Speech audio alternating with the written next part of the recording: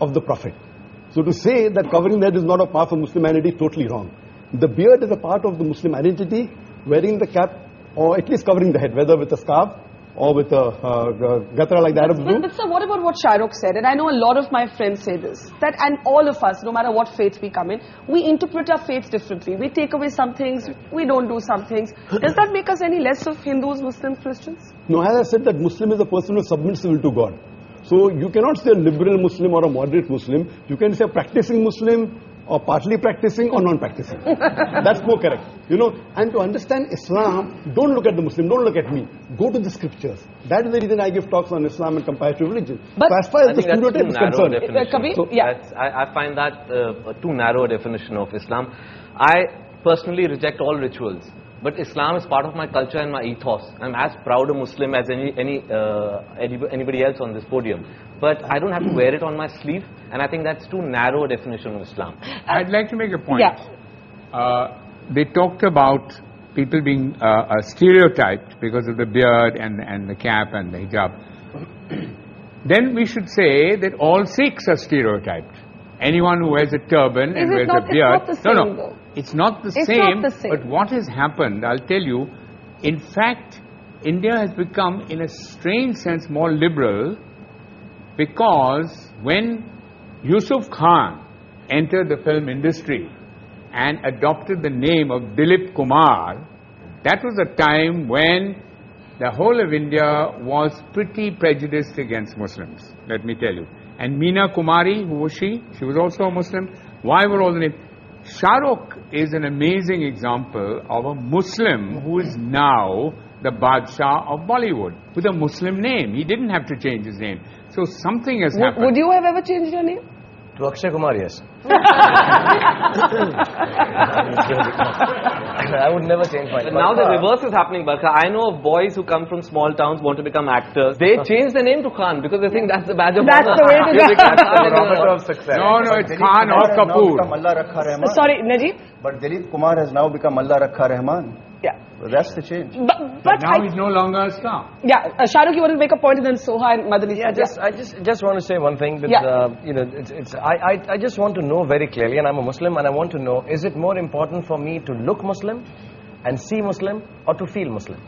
I fully respect the scriptures. I fully respect all the hadiths. I have read the Quran in my own way, in Arabic and in English. But I think its time has come, and this genuinely is an appeal, that it is more important to feel Muslim, to feel Hindu, than to look it. And if you do, if you do, it's absolutely cool. And if you don't, it's absolutely cool. Doctor, I quick response to that, and I got two guests waiting to speak. I think the best is to practice Muslim, number one. Yes. Appearing is important, but lower down. I'm not saying appearing is the most important. For a person to practice Islam is more important. Beard comes lower down. Beard is not in the 70 major sins that it's not there. But you know, what about what Kabir is saying? And there was a story of a young boy whom I interviewed, who studies in a convent school in Madhya Pradesh. And he's a poor boy. And the school rules wouldn't allow him to wear a beard. He went all the way to the Supreme Court to say, I must be allowed to keep my beard. Otherwise, I prefer not to study. And he actually dropped out of school for a while because of that. The Supreme Court eventually ruled in his favor. And that is my next question, and I want to take that to Madani Saab. Madani Saab, you're a very interesting character for me, because at one level, you have organized, as Alex said, all of these fatwas against terrorism and all of that. But you also had a resolution against the singing of Vande Mataram. And these kind of resolutions, I know many of my friends would say is what stereotypes Muslims. बात ये है कि वंदे मातरम गाना बिल्कुल अलग चीज है। अलग चीज है। हाँ, गाने के लिए जिद करना बिल्कुल एक अलग चीज है।